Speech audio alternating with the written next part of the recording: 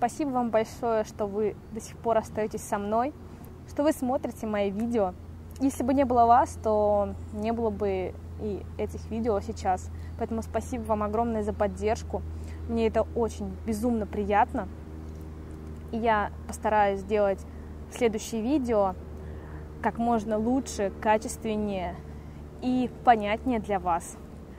Не забывайте, что я жду вас в своей группе на Фейсбуке. Я стараюсь отвечать всем, кто пишет мне в личные сообщения. Если я кому-то очень долго отвечаю, то не обижайтесь, у меня действительно их очень много.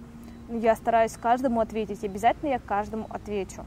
Кроме того, я еще постараюсь снимать вам видео о повседневной жизни, для того, чтобы у вас на слуху были слова, которые очень часто русские люди употребляют в речи, чтобы вам было проще, чтобы вы привыкали к языку, потому что, поверьте мне, только когда вы будете слушать носителей языка, только когда вы погружаетесь в эту среду, когда вы начинаете привыкать к языку, когда вы слушаете его без особого напряжения, и когда вы уже не пугаетесь новым звуком, вам становится проще учить.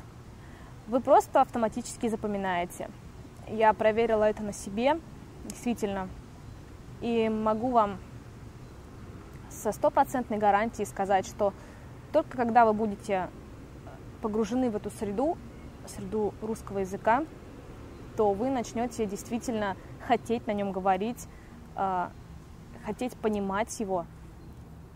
Неважно, где вы сейчас находитесь, в другой стране или, не знаю, в России, но если вы слушаете русскую речь, то вы к ней привыкаете, вам становится интересно, и вы начинаете больше ее понимать. А это очень важно. Потому что, например, если вы не знаете русского языка, приезжаете в Россию, и вы думаете, что вы только тогда выучите язык, когда вы будете рядом с русскими людьми, вы не выучите его. Вы только испугаетесь, у вас будет страшный шок, и вы вообще не захотите разговаривать на этом языке, потому что вы к нему вообще не привыкли, вы всячески его отвергали, не хотели его учить, не хотели его слышать. И то, что вы погрузились в эту среду, вы находитесь в компании там, русских людей, вы не сможете его понимать. Вам нужно именно найти мотивацию. Мотивация как раз-таки должна быть у вас самым главным вообще шагом, самым первым шагом к изучению языка. Только когда у вас будет мотивация, только когда у вас будет желание, непреодолимое желание выучить язык, тогда вы его выучите.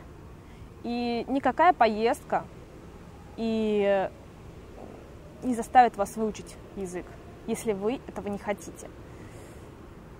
Поэтому обязательно создайте себе эту мотивацию. Я уже говорила о ней в одном из своих видео, но я буду повторять это снова и снова, потому что без мотивации ваше желание учить язык – ничто, абсолютно. Вы не будете его учить. Поэтому, друзья, пожалуйста, не оставляйте это без внимания. И самым первым делом найдите мотивацию. Если у вас будет мотивация, вы будете знать язык. Если у вас не будет мотивации, вы не будете знать язык. Все очень просто. Очень-очень просто. Я снимала видео, она просто пришла ко мне.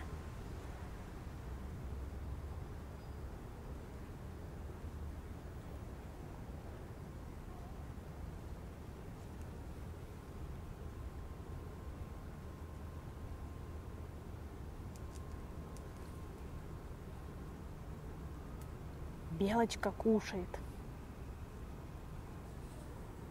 Это было действительно очень круто. Я снимала вам видео, и ко мне прибежала белка. Белочка. Шарилась тут около меня. Сейчас за мной еще стоит какой-то мужчина с собакой. И у меня такое ощущение, что меня эта собака сейчас съест. Поэтому, друзья, Надеюсь, вы еще увидите меня в онлайне, на Фейсбуке или на Ютубе. Всем пока!